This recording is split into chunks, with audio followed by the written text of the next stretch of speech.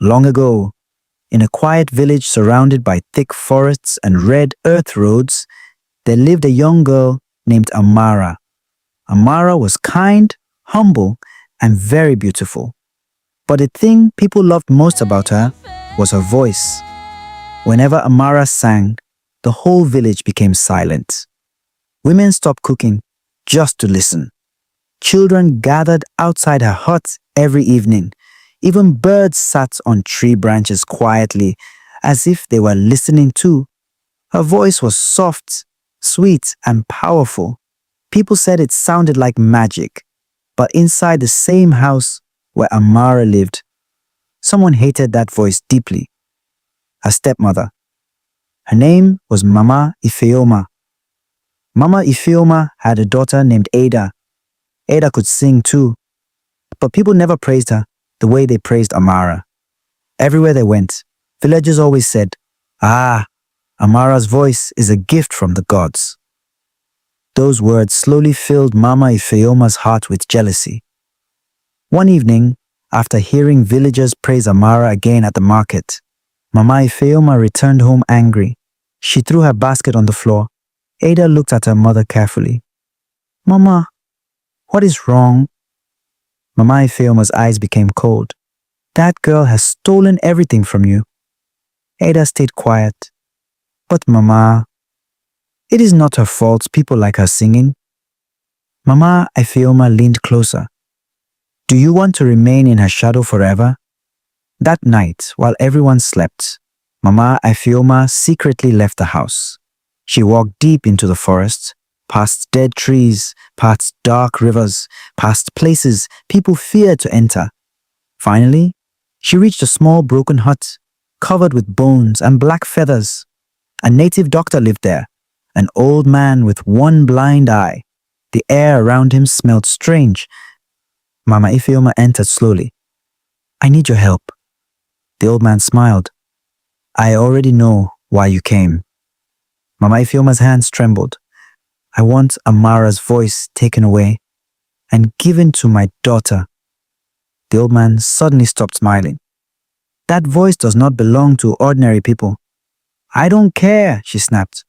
"I want my daughter to have it." The native doctor stood silently for a long moment.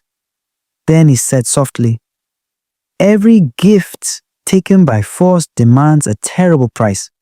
But jealousy had already blinded her. "I will pay anything."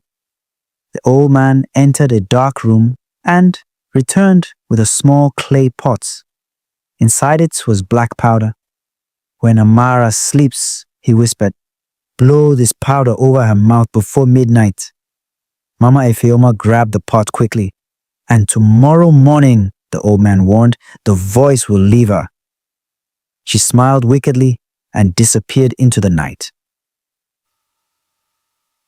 That night, Amara slept peacefully. The moonlight touched her face gently. Mama Ifeoma entered her room slowly. Her hands shook as she opened the clay pot.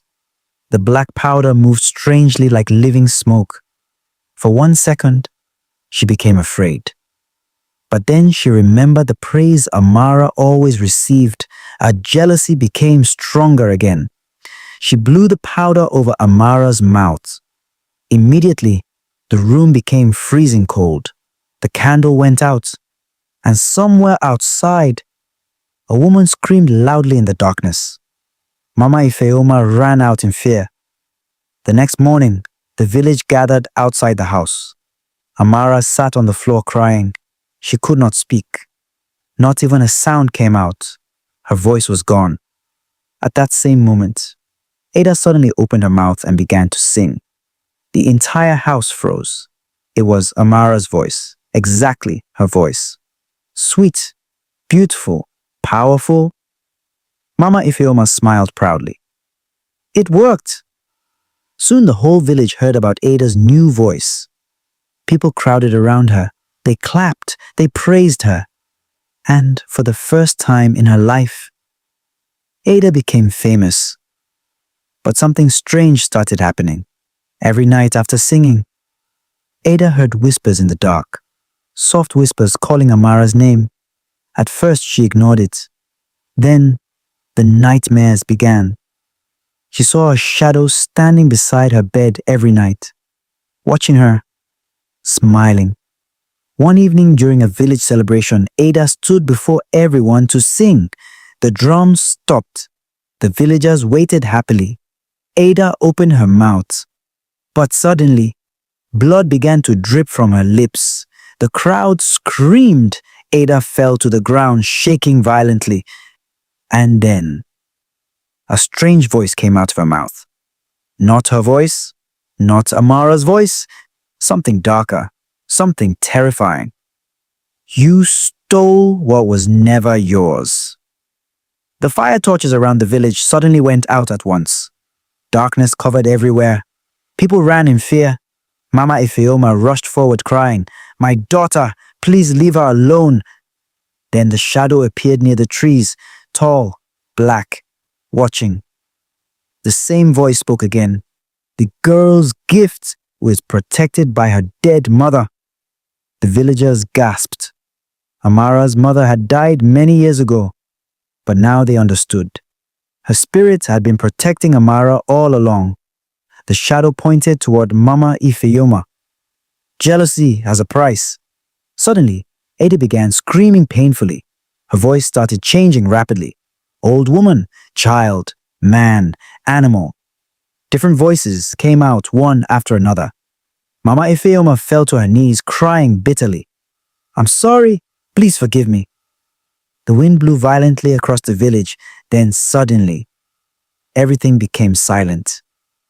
Ada collapsed, and far away near the river, Amara finally spoke again.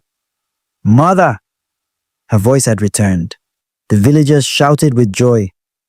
But the shocking part came later. That same night, Mama Ifeoma entered Ada's room to check on her.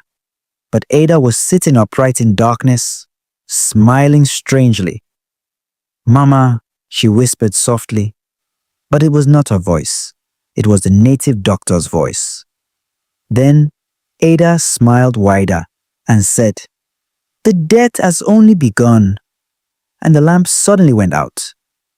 Nobody ever saw the native doctor again after that night.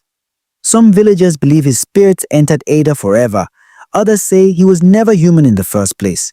But even today, people say, if you walk near that old forest at midnight, you may hear two voices singing together.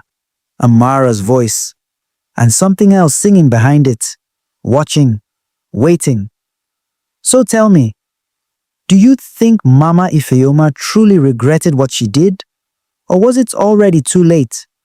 And if you heard a mysterious voice calling your name from the forest at night, would you answer it?